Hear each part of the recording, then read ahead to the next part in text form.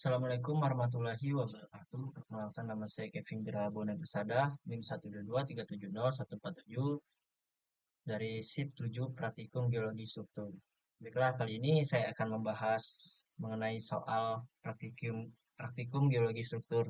Nah, berikut soalnya.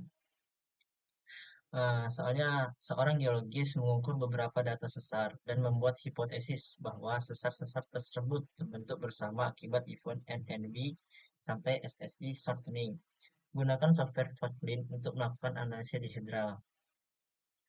Analisa hasil plot tensor kinematik dihedral dan fault line solution Kotlin. Lalu kita disuruh untuk menganalisis data sesar. Apakah hipotesis mendukung? Lalu kita disuruh untuk menjelaskan.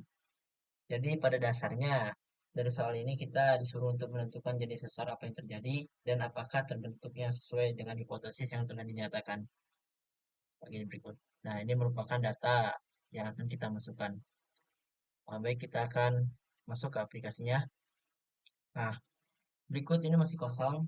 Sebelumnya saya sudah mengunduh file yang dimana file tersebut sudah berisikan data-data.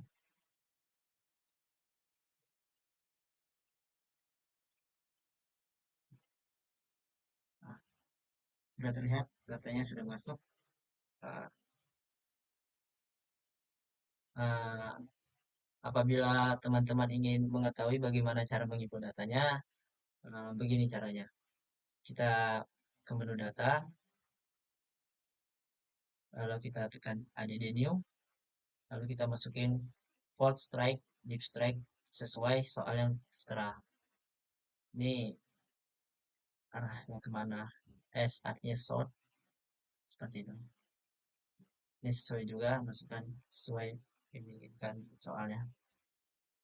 Lalu tekan Call and Save bila ingin menginput data ke tabel penginputan. Baik, selanjutnya kita akan langsung ke plot. Kita aktifkan dulu kinematic tensors yang dimana kita menggunakan Bingham sesuai perintah. Maka keluar analisis, Bingham analisis. Selanjutnya kita ke menu kinematic axis, lalu kita Bingham, maka akan timbul titik-titik plot yang dimana 1, 2, 3. Nah, titik ini disebut dengan sigma. Sigma 1, sigma 2, sigma 3. Setelah muncul sigma, kita dapat memunculkan bidang sesar. Dengan cara apa? Dengan cara ke menu Fault Plan Solution, lalu kita ke From Line Bingham. Nah, maka tampilan akan berubah seperti ini, di mana pada StereoNet akan muncul warna abu-abu. Nah, warna abu-abu ini, zona ini disebut dengan bidang sesarnya. Setelah itu, kita ke menu False, ke Straight, maka akan muncul beberapa titik plot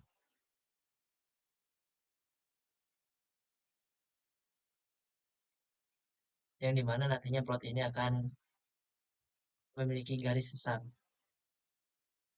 Dengan cara kita aktifkan ke menu Fault, lalu Fault Plans, garis fault.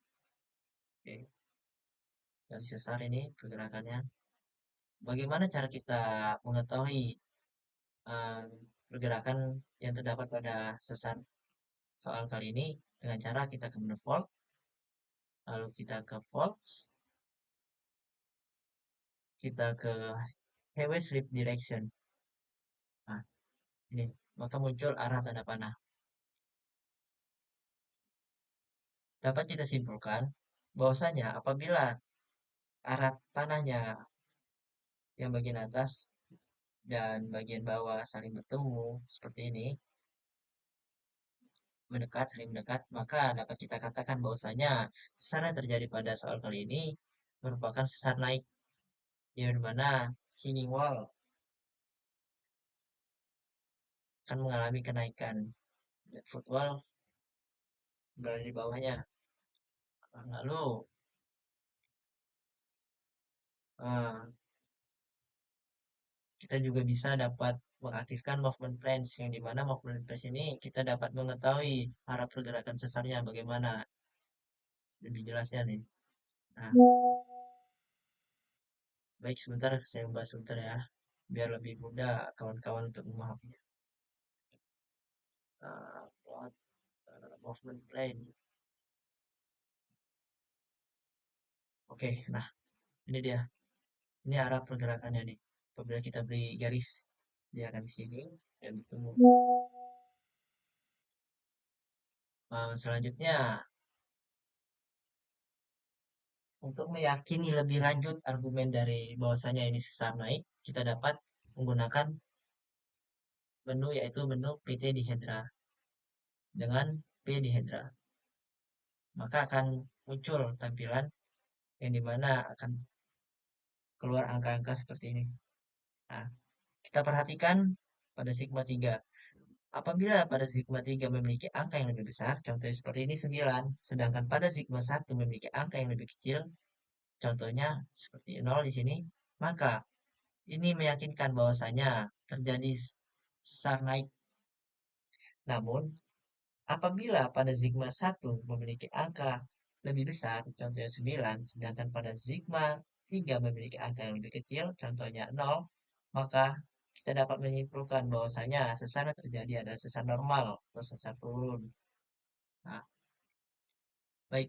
Nah, mungkin itu untuk menentukan sesar yang terjadi. Nah, dari soal kita diminta hipotesis kita ya mengenai soal yang ada di sini, bahwa sesar sesar tersebut terbentuk secara bersamaan akibat event NNW PSSI softening. Nah, menurut saya setuju dengan hipotesis tersebut bahwasanya sesar ini terbentuk secara bersamaan akibat adanya event NNW sampai SSI softening. Nah, ini terjadi karena arah pergerakan bidang sesarnya ini. Kita lihat dari ini ya, dapat kita lihat bahwasanya arah pergerakannya itu dari barat laut ke tenggara. Begitupun juga sebaliknya, dari tenggara ke barat laut. Sehingga arah panah pada plot menunjukkan pergerakan dari utara barat ke selatan timur. Nah, dengan itu sesuai dengan hipotesis yang terdapat pada soal. Nah, mungkin dari saya itu saja. Apabila ada kesalahan pembahasan atau kesalahan dalam pemberian ilmu, saya minta maaf. Saya akhiri. Wassalamualaikum warahmatullahi wabarakatuh.